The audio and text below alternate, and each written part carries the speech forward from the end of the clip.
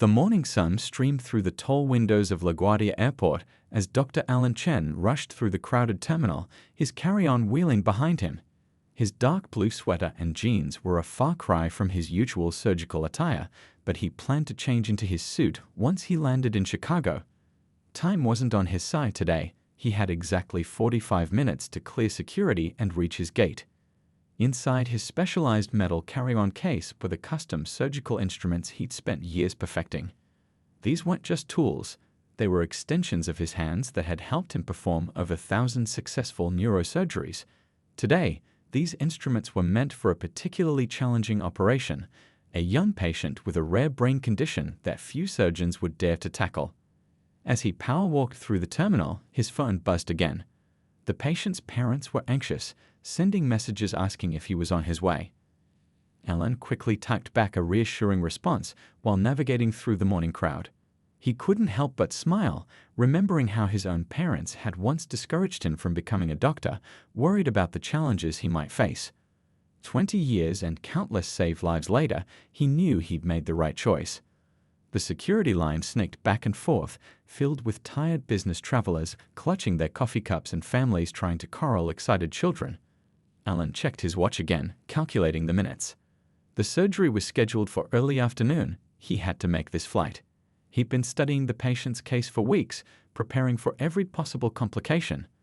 A young couple in front of him was struggling with their bags, and Alan stepped forward to help them lift their heavy suitcase onto the conveyor belt. The wife smiled gratefully, while their toddler waved at him from her stroller. These small moments of human connection were what kept him grounded, reminding him that beyond the prestigious title and groundbreaking surgeries, simple kindness mattered most. As the line inched forward, Alan's mind wandered to his morning routine. He'd been up since 4 a.m., reviewing the patient's latest scans one final time. His colleague had tried to convince him to send his surgical instruments ahead with the medical courier, but Alan never trusted anyone else with his tools. Every successful surgery relied on precision, and these instruments were precisely calibrated to his technique.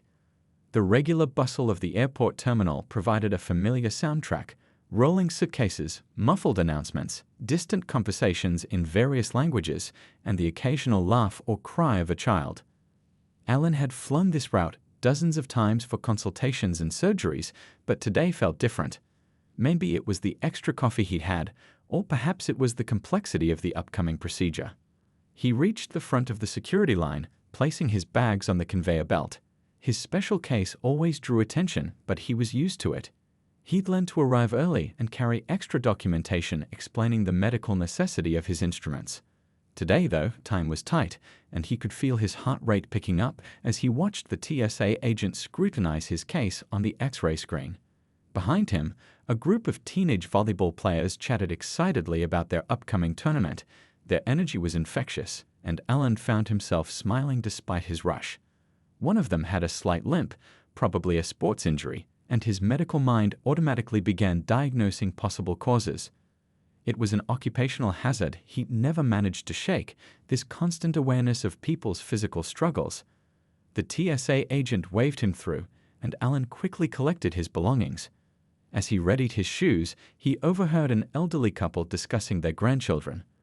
The woman was showing pictures on her phone, her face lit up with pride. It reminded him of why he'd chosen neurosurgery. Every successful operation meant another family got to share more moments like these. Checking the flight information board, Alan saw his gate number flashing. He had 20 minutes left, enough time if he hurried. The terminal was packed with morning travelers, creating an obstacle course of rolling suitcases and coffee-seeking passengers.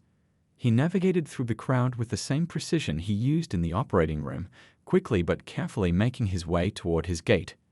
His phone buzzed again. This time it was his sister sending a message of encouragement. She'd always been his biggest supporter, from the days when he studied late into the night for his medical exams to now, as he traveled across the country performing complex surgeries. "You've got this, little brother," her message read, making him smile despite his rush. The morning light continued to flood through the massive airport windows, creating long shadows across the terminal floor. Alan could see his gate in the distance, relief washing over him as he realized he'd make it in time. He'd done this journey so many times before, airport to hospital, surgery to recovery room, one patient to the next. But each case was unique, each patient special. As he approached his gate, Alan noticed a commotion near the check-in desk.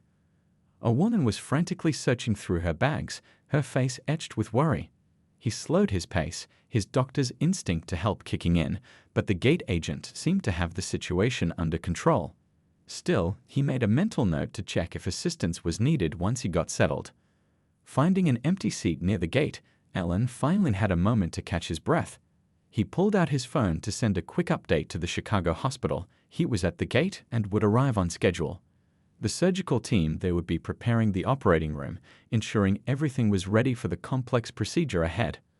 Looking around, he saw the usual mix of travelers, business people on their phones, families heading on vacation, older couples reading books or sharing crossword puzzles.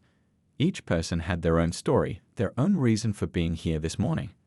Alan had learned over his years of practice that understanding these human stories was just as important as understanding the intricate pathways of the brain. The morning sun had fully risen now, bathing the terminal in warm light.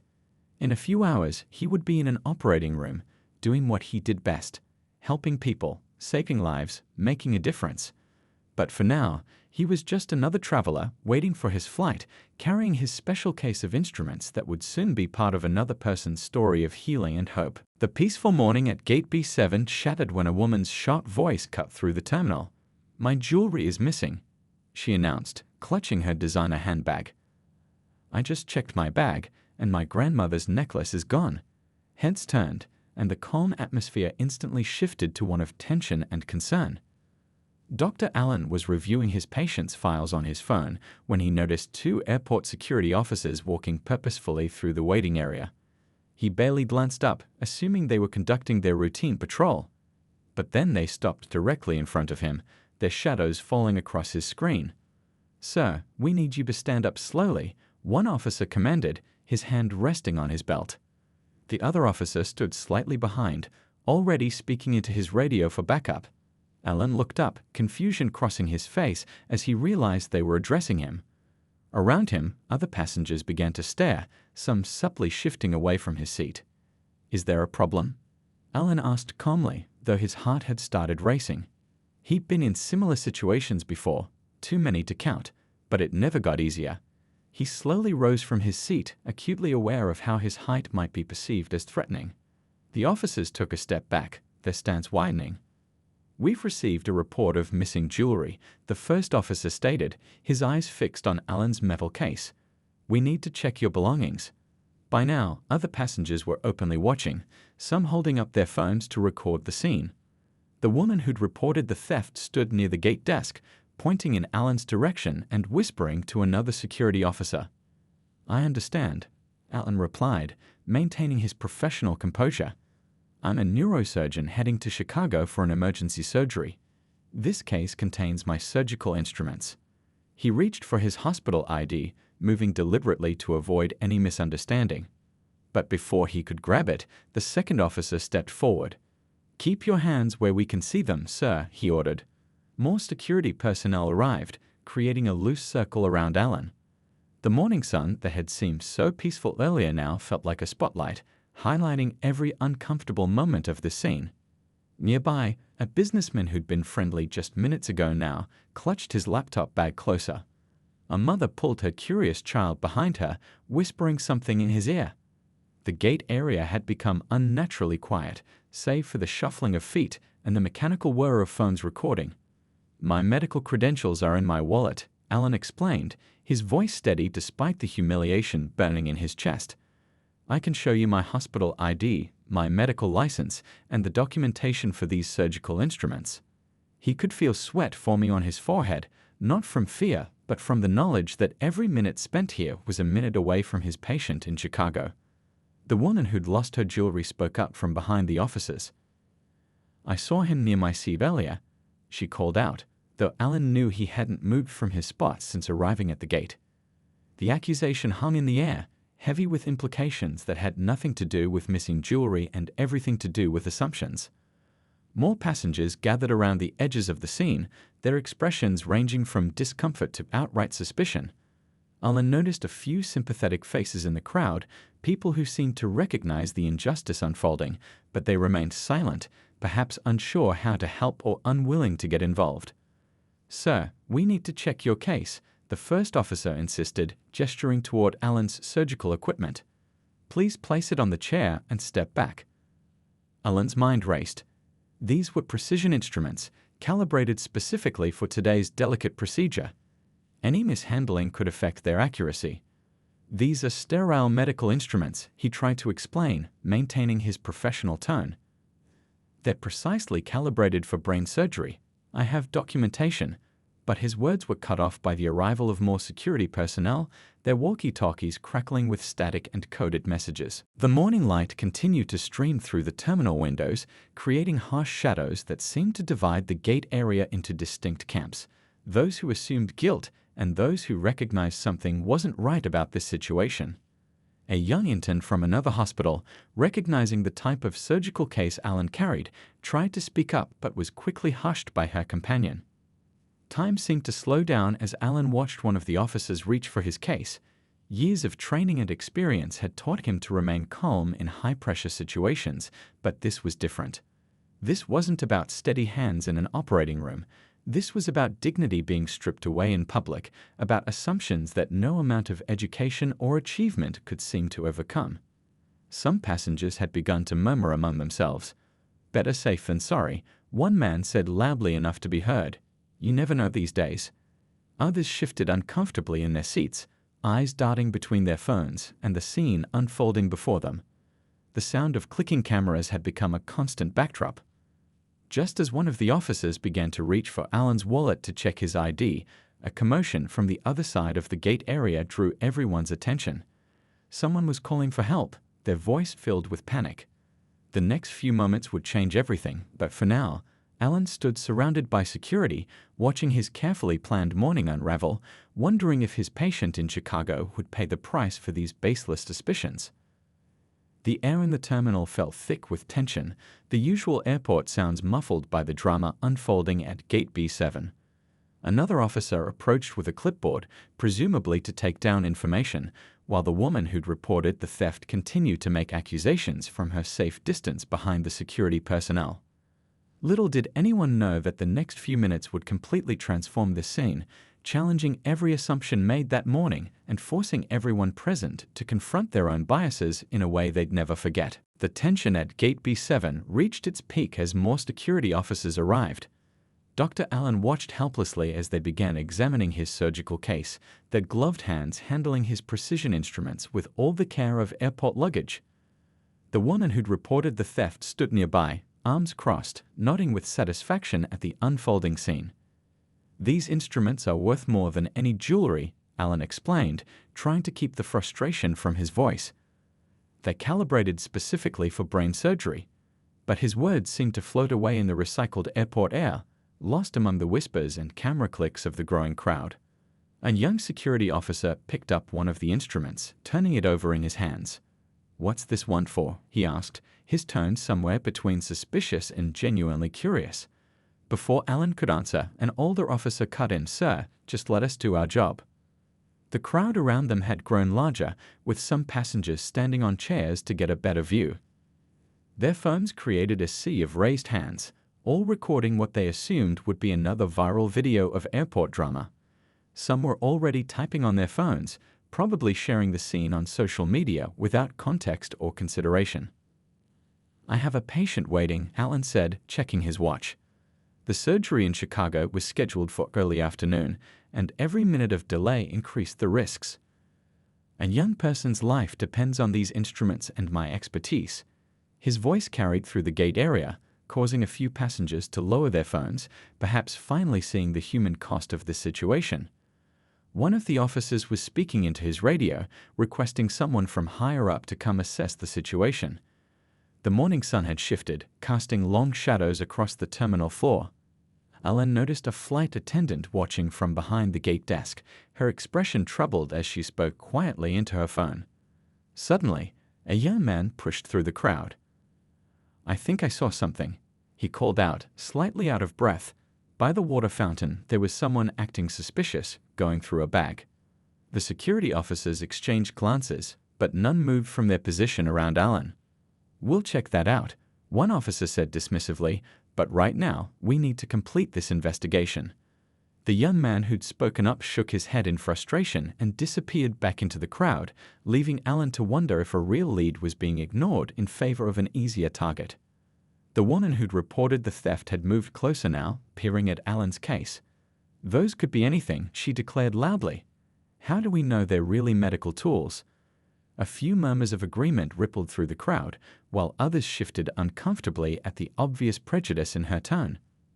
Alan stood perfectly still, his years of surgical training helping him maintain his composure.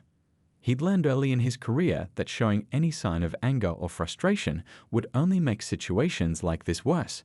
Instead, he focused on his breathing, the same way he did before complex surgeries.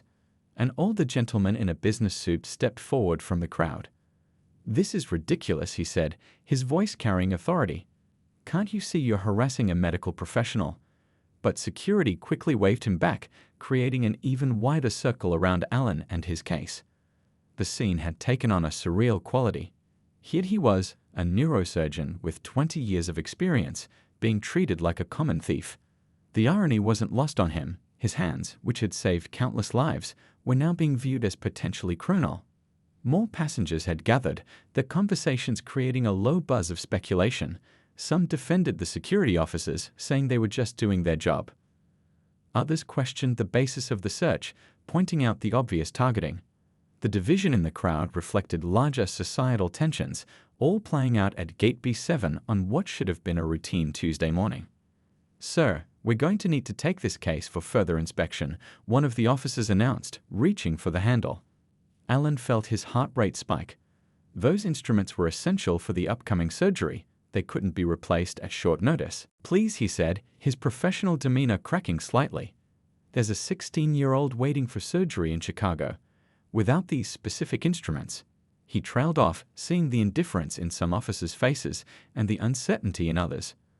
The woman who'd reported the theft interrupted again. "That's convenient, isn't it? Having such a good story ready?" Her words carried across the gate area, causing several passengers to nod in agreement while others looked away in embarrassment.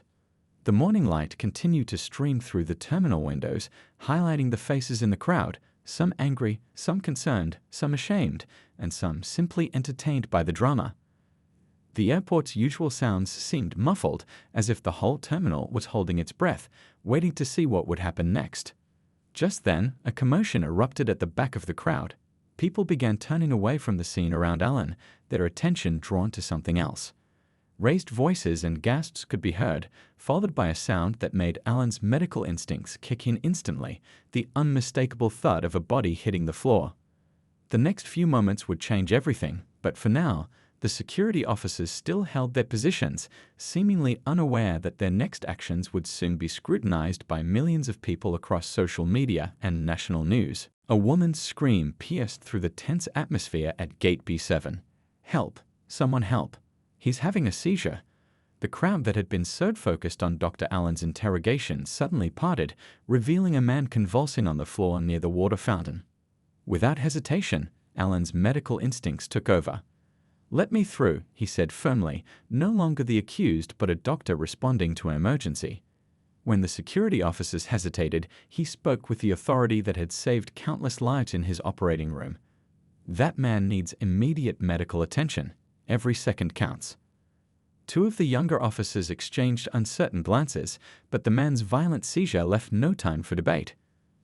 Alan rushed forward, his recent humiliation forgotten as he focused entirely on the patient before him. The crowd, which moments ago had been recording his shame, now backed away to give him space. "Has anyone timed the seizure?" Alan called out, kneeling beside the man. A flight attendant stepped forward, her watch already out. "About 40 seconds, she responded professionally. Alan nodded, his trained eyes taking in every detail of the situation.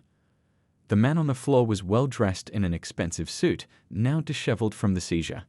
His briefcase had spilled open, scattering papers across the terminal floor. A small group of business travelers who'd been sitting near him looked on in horror, one of them still holding a half-eaten breakfast sandwich. "I need something soft for his head," Alan commanded, and immediately several passengers offered their jackets and sweaters.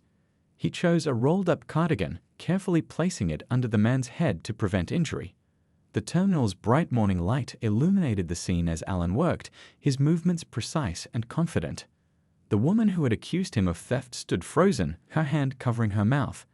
The missing jewelry seemed forgotten as she watched the same hams she'd suspected of stealing now working to save a life. Some of the security officers who'd been questioning Alan moments ago now helped keep the crowd back, their earlier suspicions replaced by respect for his obvious expertise. "He's starting to come around," Alan announced, his voice calm and reassuring. The seizure was subsiding, but Alan knew these moments were crucial.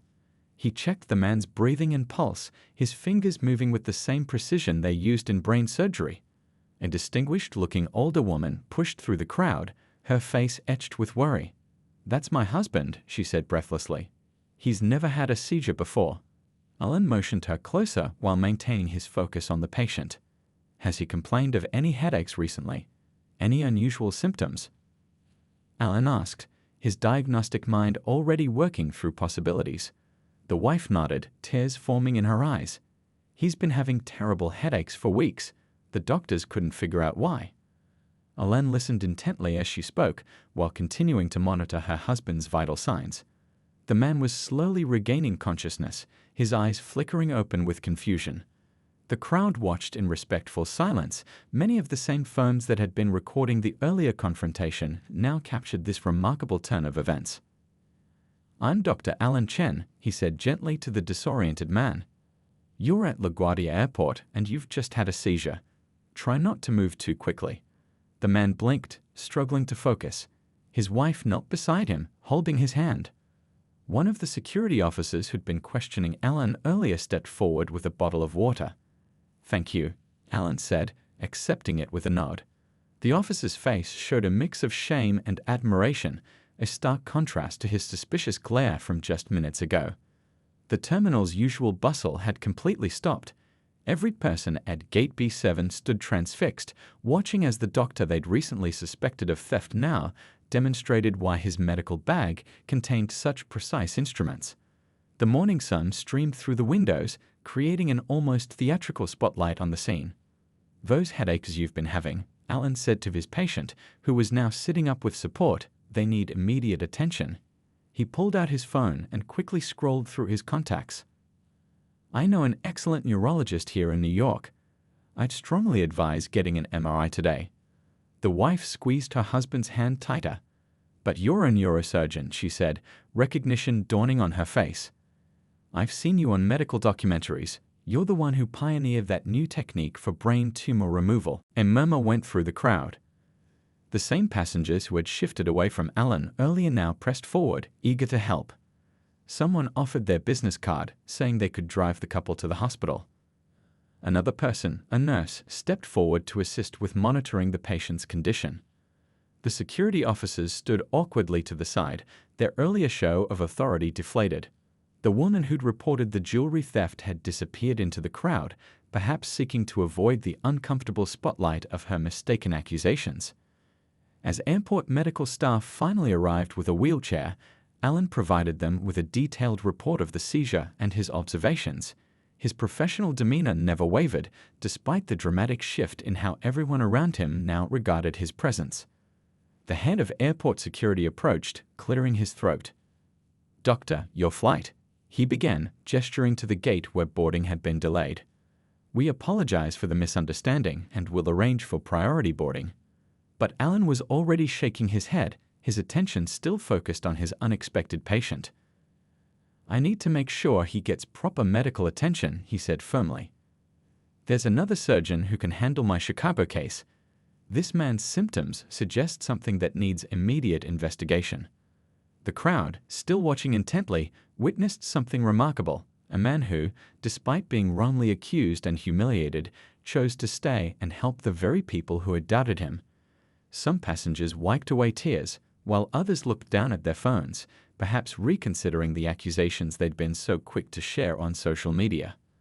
The morning light continued to flood the terminal, but now it seemed to illuminate a different scene entirely, one of redemption, compassion, and the triumph of human dignity over prejudice.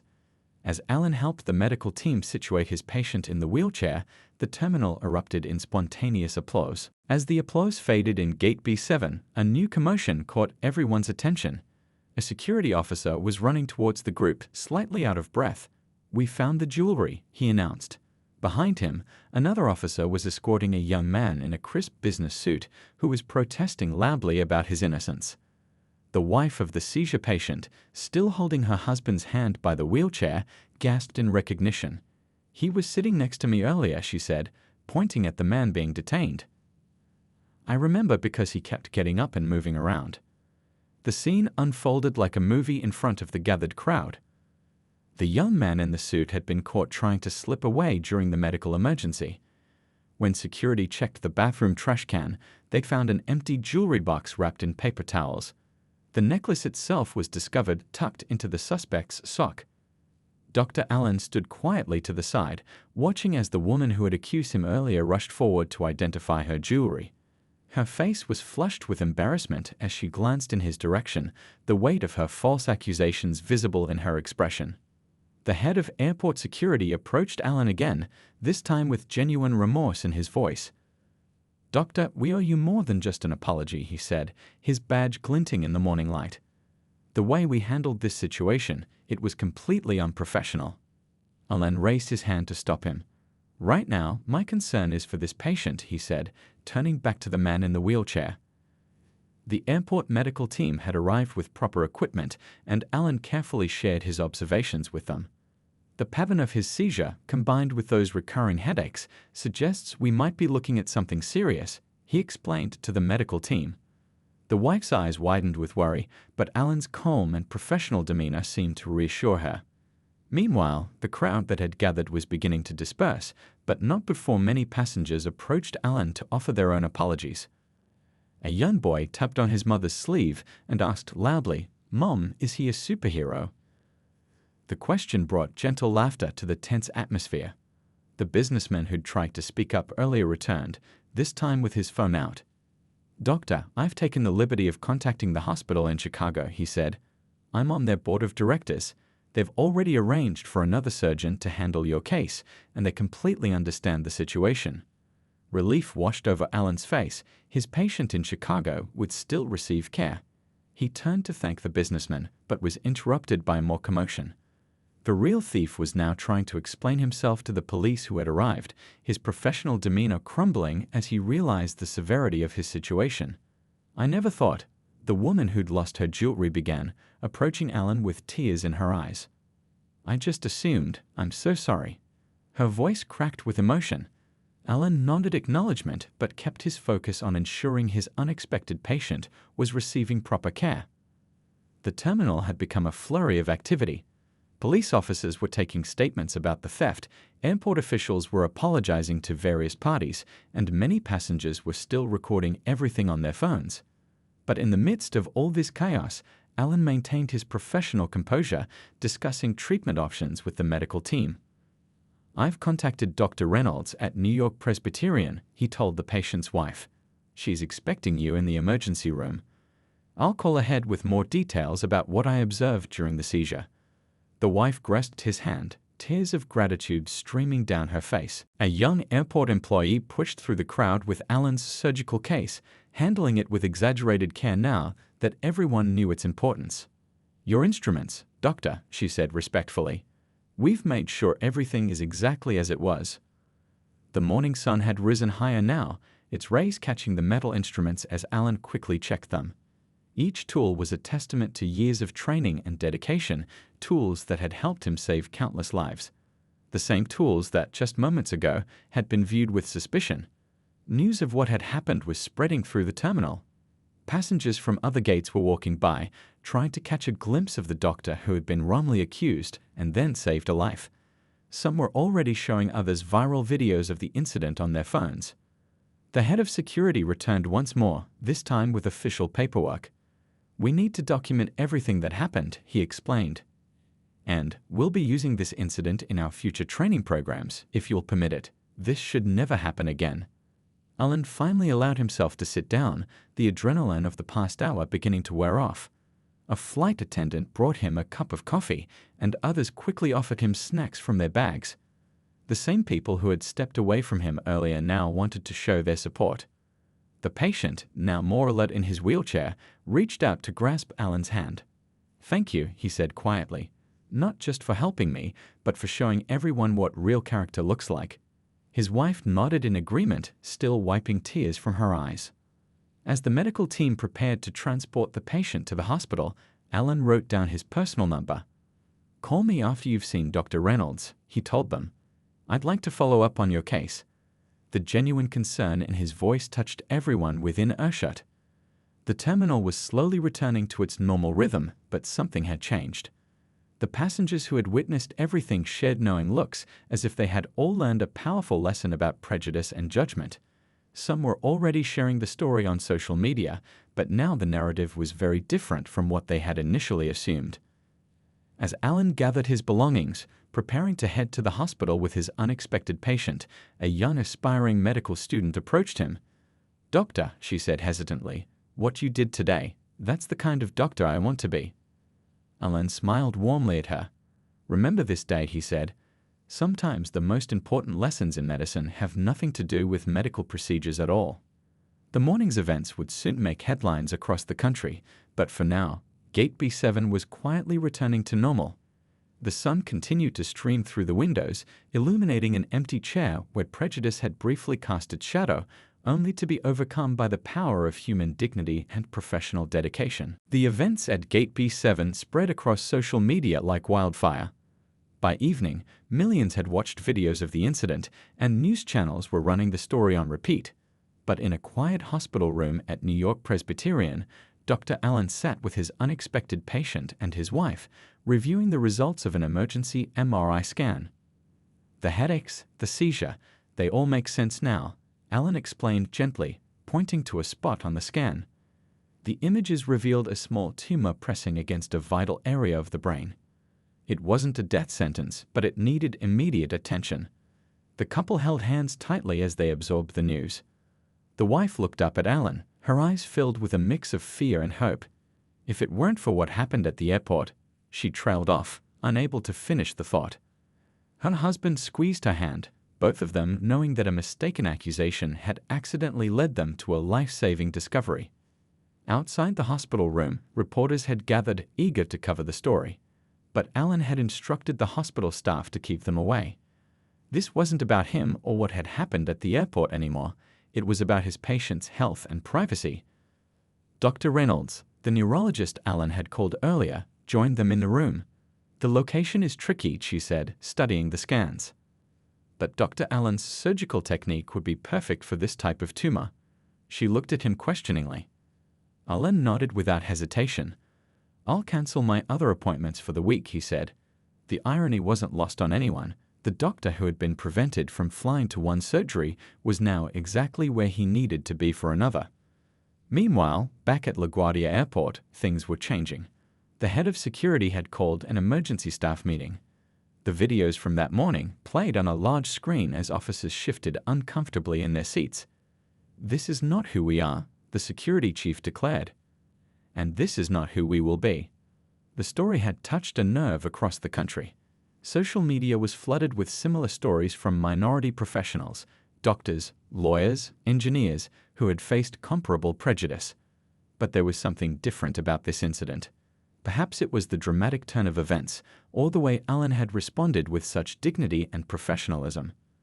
Back at the hospital, Alan spent hours reviewing the surgical approach with his team. Every so often, his phone would buzz with another message of support. The young medical student from the airport had started a hashtag that was trending nationally, #WhatADoctorLooksLike. The woman who had lost her jewelry at the airport had made a public apology on social media. Her post went viral. "Today, I learned that my prejudice could have cost someone their life. The necklace I thought was stolen was worth nothing compared to the lives Dr. Alan saves." As evening fell over New York City, Alan finally took a moment to rest in his office. The wall behind his desk displayed his numerous degrees and awards, including recognition for pioneering surgical techniques. Yet today's events had taught a lesson no medical school could teach. A knock on his office door interrupted his thoughts. It was the hospital's chief of surgery. "The board wants to use this incident in our diversity training program," she said. "But more importantly, they want to expand our community outreach. People need to see more doctors who break the stereotypes." Alan thought about the young medical student at the airport and countless others like her who faced similar barriers. "I have some ideas about that," he said, pulling out a notepad. By the time they finished talking, the outline for a new mentorship program had taken shape. The next day's surgery was scheduled for early morning. As Alan reviewed the final preparations, he received an unexpected visitor. It was one of the security officers from the airport, still in his uniform after his shift. "Doctor," he said, his voice heavy with emotion, "I just needed to say something in person." Alan invited him to sit down, noting how different this interaction felt from their confrontation just 24 hours ago. The officer spoke from his heart, describing how the incident had made him question his entire approach to his job. "I have 3 kids," he said. "I want them to grow up in a world where things like this don't happen." As they talked, more hospital staff gathered outside Alan's office. News of tomorrow's surgery had spread, and everyone wanted to show their support. The tumor was challenging, but Alan had handled similar cases before. What made this one special was the circumstances that had brought it to him. Later that evening, as Alan made his final rounds, he stopped by his patient's room. The couple was watching one of the news reports about the airport incident. They quickly tried to change the channel, but Alan waved them off. "It's okay," he said. "Sometimes we need to see these things to change them." The patient looked at him thoughtfully. "You know, when I had that seizure, I heard people gasping and screaming. But the only voice I clearly remember is yours, so calm and professional, even after everything that had happened. That's real strength." His wife nodded in agreement. "We've been watching the news all day," she said. "So many people are sharing similar stories. But they're also sharing stories of hope, of people standing up against prejudice. You've started something important." Alan checked the patient's vital signs one last time before heading home. Tomorrow would be a long day in the operating room, but tonight he had some writing to do. The hospital board had asked him to help draft new guidelines for community engagement and diversity in medical practice. As he walked through the hospital corridors, Alan passed the wall of staff photos. He paused, noticing how little the faces there reflected the diversity of the patients they served. Change wouldn't happen overnight, but today had been a start. Outside, the city lights twinkled under the evening sky. Somewhere in those streets, a young medical student was probably studying, dreaming of wearing a white coat someday.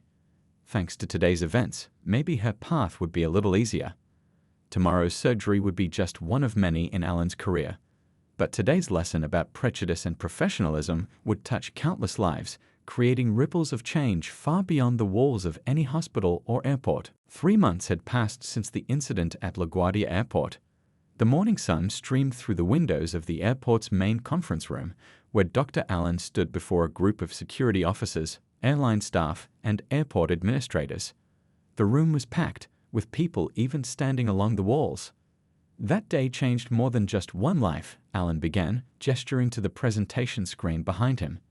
The image showed brain scans, before and after, of the patient who had seized at gate B7. The tumor we found and removed that week was caught just in time. Today, that patient is back at work, fully recovered. The audience listened intently as Alan shared his story, not just about that traumatic morning, but about his 20 years in medicine. He talked about the challenges he'd faced, the barriers he'd overcome, and the lives he'd saved along the way. The security officers who had confronted him that day sat in the front row, their badges gleaming under the fluorescent lights. "But this isn't just about me," Alan continued, clicking to the next slide. "It's about every professional who has faced similar prejudice. It's about the talented young people who might give up on their dreams because of what they think society sees when they look at them." The airport had implemented new training programs since the incident. Every security officer now went through enhanced bias awareness training. But more importantly, they had started a community engagement initiative, bringing in professionals from various backgrounds to share their experiences.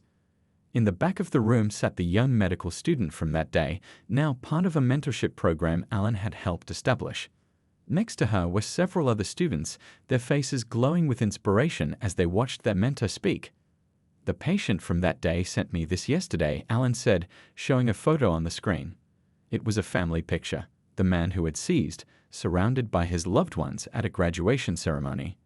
He walked his daughter down the aisle last weekend. This is why what we do matters. This is why how we treat each other matters. The woman who had reported her jewelry stolen that day had become an unexpected ally. She now volunteered with community outreach programs, sharing her story as a testament to the importance of confronting one's own biases. Her once-lost necklace had become a symbol of transformation. "When I walk through airports now," Alan continued, "I still carry my surgical instruments. I still wear casual clothes when I travel. I haven't changed who I am. What needs to change is how we see each other." The heads in the audience nodded in agreement. The presentation shifted to statistics showing the impact of their new training programs. Reports of bias-related incidents had dropped significantly. More importantly, passenger surveys showed increased trust in security procedures. The airport had become a model for others across the country. Alan's patient had also become an advocate for change. His story had reached boardrooms and policy meetings, helping drive institutional changes in how security protocols were implemented. The videos from that day were now used in training sessions nationwide. The young security officer who had first questioned Alan's medical instruments stood up to share his perspective. His voice shook with emotion as he described how that day had transformed his approach to his job. "Now, when I look at passengers, I see people first," he said. "Their stories, their lives, their dignity." As the session ended, a group of young students surrounded Alan. They were part of a new airport internship program created to expose young people from diverse backgrounds to various career opportunities in aviation and security. Their eager faces reminded Alan of himself at their age, full of dreams and determination. The airport director stepped forward to make an announcement. "Thanks to Dr. Alan's influence, we're launching a scholarship program," she declared. "Each year, we'll support 5 students from underrepresented communities pursuing careers in medicine, aviation, or security." Outside the conference room, the airport buzzed with its usual activity. But there was something different about Gate B7 now. A small plaque had been installed, commemorating the events of that day and the changes they had inspired. It served as a quiet reminder to both staff and passengers. "Your next surgery is in Chicago?" the airport director asked Alan as they walked through the terminal. He nodded, smiling at the irony. This time, he would make his flight without incident. The same security officers who had once questioned him now greeted him with respect. As Alan passed through security, he noticed a young boy watching him with wide eyes.